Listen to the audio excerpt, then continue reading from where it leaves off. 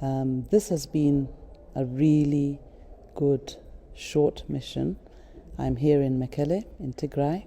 Arrived this morning with some of my United Nations colleagues, accompanied by personnel from the humanitarian community who are coming here to serve and work with many other people in responding to the needs of people in Tigray. It has been a sobering mission, but a very good welcome one. One of the encouraging things has been that the peace agreement has clearly made a difference in the morale and the motivation of people, communities, including the humanitarian staff. I started off with a meeting with my colleagues where we had a discussion on some of the issues pertaining to our ability to deliver assistance. We were able to talk about how the increase in the number of road routes into Tigray, not only around Mekelle, but Alimata, Maisebri, all from Gonda to Humera, reaching to Shiraro and Shire, has really made a difference in getting access into the region.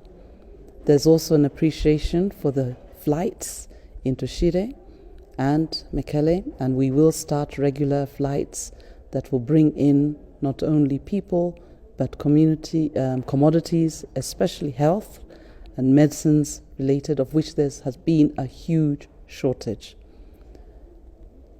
The needs are enormous, and even with the increased routes where we hope to get to as many villages where people are and households with not only food but nutrition, health and medicines, seeds and fertilizers, for example, we will need a lot more than we have at the moment. Yes, the trucks are moving on the roads and now the air freights are coming through, but this is an appeal to everybody out there to please provide more resources because the needs of the people remain huge.